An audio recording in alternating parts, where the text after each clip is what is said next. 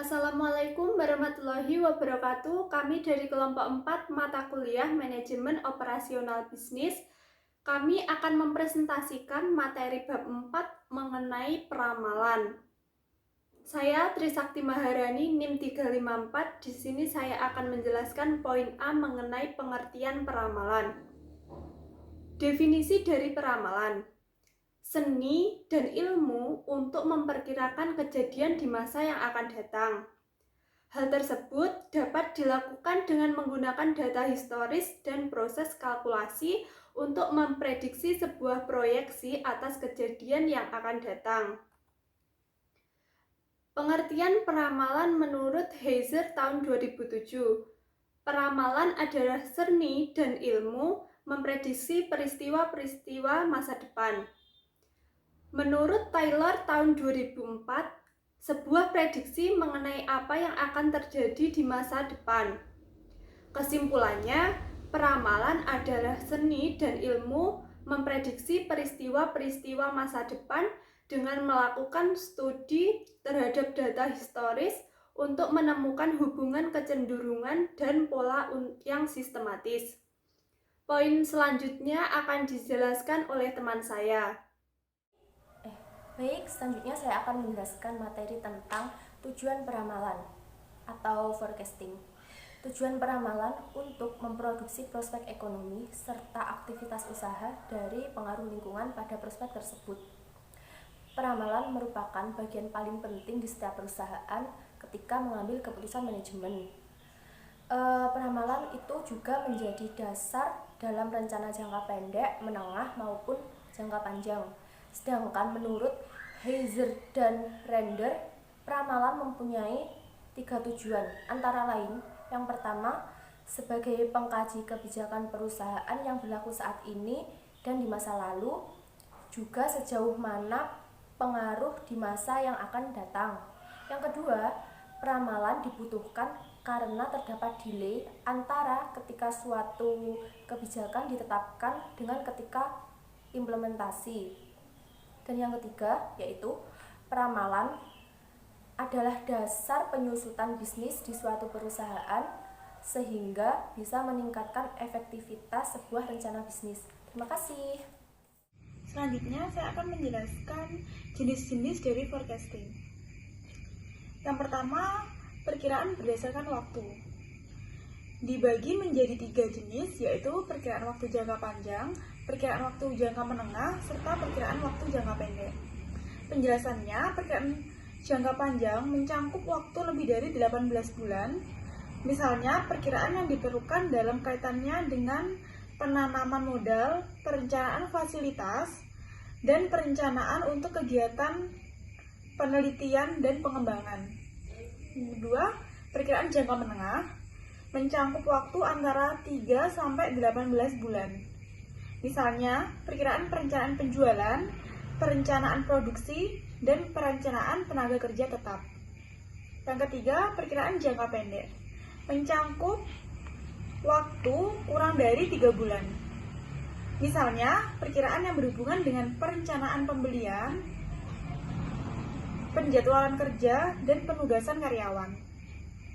Yang kedua, perkiraan berdasarkan fungsi dan perencanaan operasi masa depan. Berdasarkan fungsi, perkiraan atau forecasting dibagi menjadi 3 jenis. Yang pertama, perkiraan ekonomi, menjelaskan siklus bisnis dengan memprediksi tingkat inflasi, ketersediaan uang, dana yang dibutuhkan untuk membangun perumahan, dan indikator perencanaan lainnya. Yang kedua, perkiraan teknologi, memperhatikan tingkat kemajuan teknologi yang dapat meluncurkan produk baru yang menarik, yang membutuhkan pabrik dan peralatan yang baru.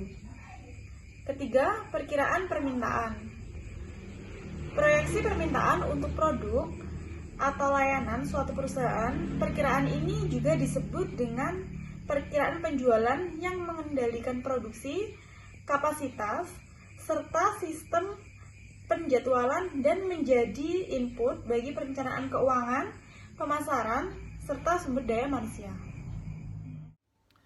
Baik, saya akan menerangkan tentang metode peramalan forecasting. Ada 3 macam metode pendekatan peramalan ini. Yang pertama, metode kualitatif, metode kuantitatif, dan juga metode kasual. Secara kualitatif adalah suatu cara perkiraan yang berasal dari pendapat seorang ahli. Ada beberapa sumber pendapat, yaitu pertama, pendapat salesman, pendapat manajer penjualan, pendapat para ahli, dan juga pendapat atau survei konsumen. Dalam metode ini ada beberapa teknik, yaitu pertama metode Delphi, yaitu suatu kumpulan dari pakar atau ahli mengisi suatu kuesioner yang kemudian moderator mendapatkan sebuah hasil yang diformulasikan menjadi suatu kuesioner baru dan diisi kembali oleh kelompok tersebut. Yang kedua ada market research, salah satu model forecast dari suatu survei pada market yang dilaksanakan oleh marketing produk dan yang berada di bidangnya. Yang ketiga ada life cycle analogi. Dilihat dari gambaran umumnya, kebanyakan produk-produk mengikuti produksi life cycle atau disebut dengan PLC, yang diantaranya mulai dari pengenalan awal, pertumbuhan, kematangan, dan penolakan. Yang keempat ada panel conscious forecast yang berdasarkan seleksi manajemen yang biasanya dilakukan oleh manajemen senior. Teknik ini digunakan jika terdapat kondisi tidak ada alternatif lain dari metode peramalan yang akan diterapkan, dan metode atau teknik ini harus digabungkan dengan metode peramalan yang lain karena banyak keterbatasan. Yang kedua ada metode kuantitatif. Secara kuantitatif merupakan suatu cara untuk melakukan dugaan pada perhitungan angka dengan menggunakan bermacam metode statistik. Metode ini merupakan suatu perakiraan untuk di masa mendatang yang berdasarkan nilai dari masa lalu dari suatu variabel. Pada metode ini ada dua metode, yaitu rata-rata bergerak. Rata-rata bergerak merupakan suatu metode peramalan perataan nilai pengamatan dan kemudian dicari nilai rata-ratanya, kemudian nilai rata-rata tersebut untuk digunakan untuk meramalkan pada periode selanjutnya. Yang kedua ada equational smoothing, yaitu suatu teknik dari metode peramalan yang melakukan proses aktivitasnya secara terus-menerus memperbaiki suatu peramalan dengan merata nilai dari aktual dari masa lalu dengan cara menurun atau eksponensial. Yang terakhir ada metode kasual.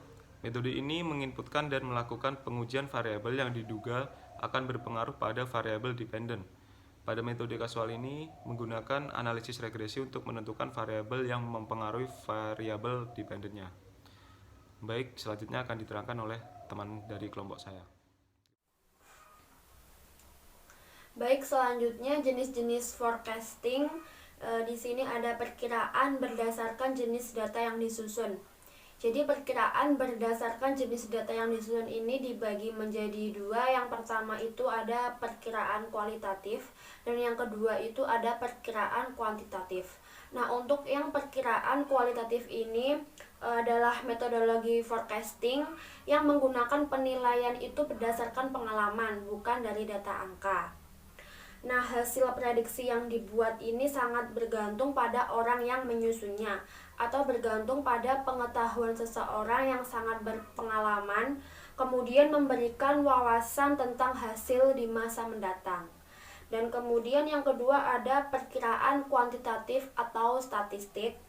Jadi perkiraan kuantitatif ini harus menggunakan data pada penjualan atau kinerja masa lalu untuk mengevaluasi apakah penjualan saat ini meningkat atau menurun, atau bisnis berkembang atau terganggu.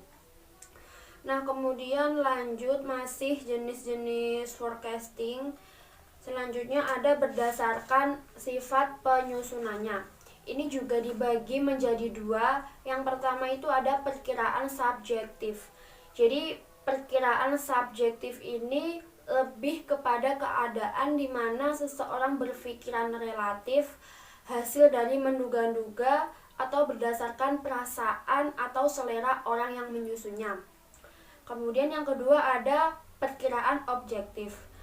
Jadi perkiraan objektif ini tuh sikap yang lebih pasti, bisa diyakini keabsahannya dengan data atau fakta yang relevan atau yang saling berkaitan.